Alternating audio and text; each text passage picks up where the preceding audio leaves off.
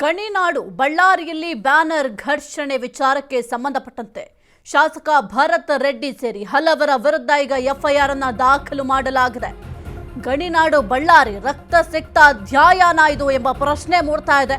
ಶಾಸಕ ಭರತ್ ರೆಡ್ಡಿ ಸೇರಿ ಹಲವರ ವಿರುದ್ಧ ಈಗ ಎಫ್ಐಆರ್ ಅನ್ನು ದಾಖಲು ಮಾಡಲಾಗಿದೆ. ಬಳ್ಳಾರಿಯ ಬ್ರೂಸ್ ಪೇಟೆ ಠಾಣೆಯಲ್ಲಿ ಪ್ರಕರಣ ಕೂಡ ಸದ್ಯಕ್ಕೆ ದಾಖಲಾಗಿದೆ. ಭರತ್ ರೆಡ್ಡಿ ವಿರುದ್ಧ ದೂರು ನೀಡಿದ್ದ ಬಿಜೆಪಿ ಮುಖಂಡ ಮಾಜಿ ಸಚಿವ ಜನಾರ್ದನ ರೆಡ್ಡಿ ವಿರುದ್ಧವೂ ಕೂಡ ಈಗ ಕೇಸ್ ದಾಖಲಾಗಿದೆ. ಮಾಜಿ ಸಚಿವ ಜನಾರ್ದನ್ ರೆಡ್ಡಿಯಿಂದಲೂ ಕೂಡ ದೂರನ್ನ ನೀಡಲಾಗಿದೆ. ಕೈ ಶಾಸಕ ನಾರಾ ಭರತ್ ರೆಡ್ಡಿ A3, ಸತೀಶ್ ರೆಡ್ಡಿ A1 ಆರೋಪಿಯಾಗಿದ್ದಾರೆ. ಹಲ್ಲೆ ಕೊಲೆಗೆ ಯತ್ನ ಆರೋಪದ ಅಡಿ ದೂರನ್ನ ಕೊಟ್ಟಿದ್ದಾರೆ. ಭರತ್ ರೆಡ್ಡಿ ಆಪ್ತ ಸತೀಶ್ ರೆಡ್ಡಿ, ಚಾನಾಳ್ ಶೇಖರ್, ನಾರಾ ಪ್ರತಾಪ್ ರೆಡ್ಡಿ, ಸೂರ್ಯನಾರಾಯಣ ರೆಡ್ಡಿ ಹಲವು ಮುಖಂಡರ ವಿರುದ್ಧ ಎಫ್ಐಆರ್ ಅನ್ನು ದಾಖಲು ಮಾಡಲಾಗಿದೆ. ಗಣಿನಾಡು ಬಳ್ಳಾರಿಯಲ್ಲಿ ಬ್ಯಾನರ್ ಗಲಾಟೆಯಾಯಿತು, ಘರ್ಷಣೆಯಾಯಿತು. ಈ ಒಂದು ವಿಚಾರಕ್ಕೆ ಸಂಬಂಧಪಟ್ಟಂತೆ ಶಾಸಕ ಭರತ್ ರೆಡ್ಡಿ ಸೇರಿ ಹಲವರ ವಿರುದ್ಧ ಈಗ ಎಫ್ಐಆರ್ ಅನ್ನು ದಾಖಲು ಮಾಡಲಾಗಿದೆ. ನೀವು ಗಮನಿಸ್ತಾ ಇದ್ದಾರೆ ಎಫ್ಐಆರ್ ಕಾಪಿ. ಸದ್ಯಕ್ಕೆ ನಾರಾ ಭರತ್ ರೆಡ್ಡಿ A3 ಆರೋಪಿಯಾಗಿದ್ದಾರೆ. ಸತೀಶ್ ರೆಡ್ಡಿ A1 ಆರೋಪಿಯಾಗಿದ್ದಾರೆ. ಭರತ್ ರೆಡ್ಡಿಯ ಆಪ್ತ ಸತೀಶ್ ರೆಡ್ಡಿಯ ಅಂಗರಕ್ಷಕರಿಂದ ಒಂದು ಫೈರಿಂಗ್ ಮಾಡಲಾಗಿದೆ ಎಂಬ ಮಾಹಿತಿ ಕೂಡ ಸದ್ಯಕ್ಕೆ ತಿಳಿದು ಬಂದಿದೆ. ಹಾಗಾಗಿ ಪೊಲೀಸರು ತನಿಖೆಯನ್ನು ಚುರುಕುಗೊಳಿಸಿದ್ದಾರೆ. ಜೊತೆಗೆ ಎಫ್ಐಆರ್ ಅನ್ನು ದಾಖಲು ಮಾಡಿಕೊಂಡಿದ್ದಾರೆ. ಜನಾರ್ದನ ರೆಡ್ಡಿ ಅವರನ್ನು ಕೂಡ ಸದ್ಯಕ್ಕೆ ವಿಚಾರಣೆಯನ್ನು ಕೂಡ ಮಾಡಲಿದ್ದಾರೆ. ಜನಾರ್ದನ ರೆಡ್ಡಿ ಅವರು ಕೂಡ ದೂರನ್ನ ದಾಖಲು ಮಾಡಿದ್ದಾರೆ. ನನ್ನ ಕೊಲೆಗೆ ಯತ್ನ ಮಾಡಿದ್ದಾರೆ, ಕೊಲೆಗೆ ಸಂಚನ್ನ ರೂಪಿಸಿದ್ದಾರೆ ಅಂತ ಸದ್ಯಕ್ಕೆ ದೂರನ್ನು ಕೂಡ ದಾಖಲು ಮಾಡಲಾಗಿದೆ. ಏನೇ ಈಗ ದೂರು ಪ್ರತಿದೂರು ಎಲ್ಲವೂ ಕೂಡ ದಾಖಲಾಗಬಹುದು. ಆದರೆ ಸಾಮಾನ್ಯ ಕಾರ್ಯಕರ್ತ ಅಮಾಯಕನ ಜೀವ ಹೋಗಿದೆ. ಹೋದಂತಹ ಜೀವ ಅಂತೂ ವಾಪಸ್ ಬರೋದಿಲ್ಲ. ಇದಕ್ಕೆ ಯಾವ ರೀತಿ ಸಮಜಾಯಿಷಿಯನ್ನ ಕೊಡ್ತಾರೆ ಬಿಜೆಪಿ ಆಗಿರಬಹುದು, ಕಾಂಗ್ರೆಸ್ ಆಗಿರಬಹುದು.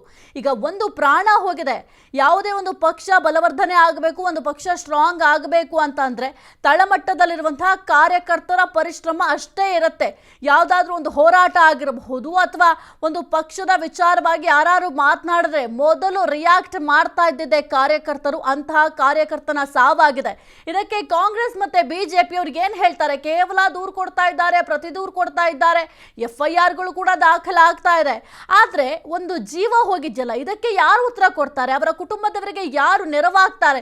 ಇನ್ನು ಅವರ ತಾಯಿ ಪಾಪ ಗೋಳಾಡ್ತಾ ಇದ್ರು. ಒಂದು ಅಂಗಡಿ ಇಟ್ಕೊಂಡು ನಾವು ಜೀವನ ಮಾಡ್ತಾ ಇದ್ದೋ, ಈಗ ನನ್ನ ಮಗನನ್ನ ನಾನು ಕಳ್ಕೊಂಡಿದ್ದೀವಿ ಅಂತ ಗೋಳಾಡ್ತಾ ಇದ್ರು. ಇದಕ್ಕೆ ಉತ್ತರವನ್ನ ಬಿಜೆಪಿಯವರು ಕೂಡ ಕೊಡಬೇಕಾಗುತ್ತೆ, ಕಾಂಗ್ರೆಸ್ನವರು ಕೂಡ ಕೊಡಬೇಕಾಗುತ್ತೆ.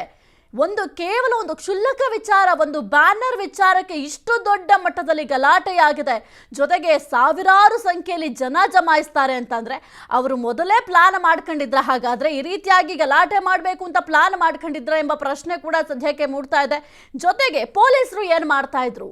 ಇಷ್ಟೆಲ್ಲ ಗಲಾಟೆಗಳಾಗಿದ್ದಾವೆ, ದಾಂಧಲೆಗಳಾಗಿದ್ದಾವೆ, ಬ್ಯಾನರ್ ವಿಚಾರಕ್ಕೆ ಇಷ್ಟು ದೊಡ್ಡ ಮಟ್ಟದಲ್ಲಿ ಘರ್ಷಣೆ ಆಗಿದೆ ಅಂತ ಅಂದ್ರೆ ಪೊಲೀಸರು ಏನ್ ಮಾಡ್ತಾ ಇದ್ರು? ತಮ್ಮ ಕರ್ತವ್ಯವನ್ನ ಮರ್ತು ಬಿಟ್ಟಿದ್ರಾ ಎಂಬ ಪ್ರಶ್ನೆ ಕೂಡ ಸದ್ಯಕ್ಕೆ ಮೂಡ್ತಾ ಇದೆ. ವಿಪಕ್ಷದವರೇ ಪ್ರಶ್ನೆಯನ್ನ ಮಾಡ್ತಾ ಇದ್ದಾರೆ. ಇನ್ನು ಮುಖ್ಯವಾಗಿ ಏನೀಗ ವಾಲ್ಮೀಕಿ ಪುತ್ಥಳಿ ಅನಾವರಣ ಮಾಡಬೇಕು, ಇವತ್ತು ಆಕ್ಚುಲಿ ಮಾಡಬೇಕಾಗಿತ್ತು. ಎಲ್ಲವೂ ಕೂಡ ಸರಿ ಇದ್ದಿದ್ರೆ ಇವತ್ತು ಒಂದು ವಾಲ್ಮೀಕಿ ಪುತ್ಥಳಿ ಅನಾವರಣವನ್ನ ಮಾಡ್ತಾ ಇದ್ರು, ಲೋಕಾರ್ಪಣೆಯನ್ನ ಮಾಡ್ತಾ ಇದ್ರು. ಕುರಿತ ಹೆಚ್ಚಿನ ಮಾಹಿತಿ ನೀಡ್ತಾರೆ ನಮ್ಮ ಪ್ರತಿನಿಧಿ ಆನಂದ್. ಸದ್ಯಕ್ಕೆ ಬಳ್ಳಾರಿಯ ಪರಿಸ್ಥಿತಿ ಯಾವ ರೀತಿ ಇದೆ? ಈಗ ಏನೇ ದೂರು ಪ್ರತಿದೂರು ಎಲ್ಲವೂ ಕೂಡ ದಾಖಲಾಗಬಹುದು. ಆದ್ರೆ ಒಬ್ಬ ಸಾಮಾನ್ಯ ಕಾರ್ಯಕರ್ತನ ಪ್ರಾಣ ಹೋಗಿದೆ. ಇದರ ಹೊಣೆಯನ್ನ ಯಾರು ಹೊರ್ತಾರೆ? ಸದ್ಯಕ್ಕೆ ಬಳ್ಳಾರಿಯ ಪರಿಸ್ಥಿತಿ ಯಾವ ರೀತಿ ಇದೆ ಆನಂದ್? ಸಾಹಿತ್ಯ ಏನು ಅಂದ್ರೆ ಈಗಾಗಲೇ ಬಳ್ಳಾರಿಯಲ್ಲಿ ಒಂದು ಶಾಂತಿ ರೀತಿ ಪರಿಸ್ಥಿತಿ ಇದ್ರೂ ಸಹ ಬೂದಿ ಮುಚ್ಚಿದ ಕೆಂಡದಂತೆ ಒಂದು ಪರಿಸ್ಥಿತಿ ನಿರ್ಮಾಣ ಆಗಿದೆ ಅಂತ ಹೇಳ್ಬೋದು. ನಿನ್ನೆಷ್ಟೇ ಜನಾರ್ದನ ರೆಡ್ಡಿ ಮತ್ತು ಶ್ರೀರಾಮುಲು ಸೇರಿದಂತೆ 11 ಜನ ಮೇಲೆ FIR ದಾಖಲು ಮಾಡಿದ್ರು. ಮತ್ತೆ ತಡರಾತ್ರಿ ಬೆಳಗಿನ ಜಾವದಿಂದ ಇಂದು ಭರತ್ ರೆಡ್ಡಿ ಮೇಲೆ ಸುಮಾರು 26 ಜನರ ಮೇಲೆ FIR ದಾಖಲು ಮಾಡಿದ್ದಾಗಿದೆ. ಎರಡೂ ಕಡೆಯಿಂದ ಈಗಾಗಲೇ FIR ದಾಖಲು ಮಾಡಿದ್ದಾರೆ. ಆದ್ರೂ ಸಹ ಅಮಾಯಕ ಒಬ್ರು ರಾಜಶೇಖರ್ ಅನ್ನೋ ವ್ಯಕ್ತಿ ಒಂದು ಮೃತ ಆಗಿದ್ದಾರೆ. ಅವರು ಒಂದು ಪರಿಸ್ಥಿತಿ ಮಾತ್ರ ಗಂಭೀರ ಆಗಿದೆ. ಯಾಕಂದ್ರೆ ಮನೆಯಲ್ಲಿ ಅವರ ಪುತ್ರ ಇದ್ದ, ಅವನೇ ಎಲ್ಲ ದುಡಿದು ಹಾಕ್ತಾ ಇದ್ದ. ಇಂಥ ಸಮಯದಲ್ಲಿ ಅವ್ರ ಕುಟುಂಬದವರು ತಮ್ಮ ಆತಂಕ ವ್ಯಕ್ತಪಡಿಸಿದ್ದಾರೆ. ಈ ಮಧ್ಯೆ ಮುಖ್ಯಮಂತ್ರಿ ಸಿದ್ದರಾಮಯ್ಯನವರು ಇಲ್ಲಿ ಜಿಲ್ಲಾ ಉಸ್ತುವಾರಿ ಇದ್ದಾರೆ, ಜಮೀರ್ ಅಹ್ಮದ್ ಇದ್ದಾರೆ, ಅವ್ರಿಗೆ ಒಂದು ಕಳಿಸಿ ಸಂಧಾನ ಮಾಡುವ ಜೊತೆಗೆ ಪರಿಸ್ಥಿತಿ ಅವಲೋಕನೆ ಮಾಡಿ ಶಾಂತಿ ರೀತಿ ತಿಳಿಗೊಳಿಸಿದೆ ಅಂತ ಹೇಳಿ ಒಂದು ಮಾಹಿತಿ ನೀಡಿದ್ದಾರೆ. ಈ ಹಿನ್ನೆಲೆಯಲ್ಲಿ ಇಂದು ಏನು ಕಾಂಗ್ರೆಸ್ ಒಂದು ತಂಡ ಬರಲಿದೆ. ತಂಡ ಬಂದು ಎಲ್ಲ ಕುಟುಂಬದವರೊಂದಿಗೆ ಆಶ್ವಾಸನೆ ಜೊತೆಗೆ ಇಡೀ ಬಳ್ಳಾರಿಯ ಏನು ಪರಿಸ್ಥಿತಿ ಬಗ್ಗೆ ಒಂದು ಅವಲೋಕನ ಮಾಡಿ ಮುಖ್ಯಮಂತ್ರಿಗೆ ಒಂದು ವರದಿ ಸಲ್ಲಿಸುವಂತ ನಿರೀಕ್ಷೆ ಇದೆ. ಅದರ ಜೊತೆಗೆ ಬಿಜೆಪಿ ತಂಡ ಸಹ ಆಗಮಿಸಲಿದೆ. ಬಿಜೆಪಿ ತಂಡ ಸಹ ಕೆಲ ಜನ ಮುಖಂಡರು ಆಗಮಿಸಿ ಜನಾರ್ದನ್ ರೆಡ್ಡಿ ಸೇರಿದಂತೆ ಶ್ರೀರಾಮುಲು ಮತ್ತು ಏನು ಇತರ ಶಾಸಕರೊಂದಿಗೆ ಅವರು ಸಹ ಚರ್ಚೆ ನಡೆಸಲಿದ್ದಾರೆ. ಹೀಗಾಗಿ ಪರಿಸ್ಥಿತಿ ಇದೊಂದು ರಾಜಕೀಯದಿಂದ ಒಂದು ತೀವ್ರ ಸ್ವರೂಪ ಪಡೆದುಕೊಳ್ಳುವಂತ ಸಾಧ್ಯತೆ ಇದೆ. ಈ ಸದ್ಯ ಪರಿಸ್ಥಿತಿ ಶಾಂತವಾಗಿದ್ದರೂ ಸಹ ಬೂದಿ ಮುಚ್ಚಿದ ಕೆಂಡದಂತೆ ನಿರ್ಮಾಣವಾಗಿದೆ. ಸಾಹಿತ್ಯ. ಓಕೆ, ಥ್ಯಾಂಕ್ ಯು ಆನಂದ್ ನಿಮ್ಮೆಲ್ಲ ಮಾಹಿತಿಗಾಗಿ.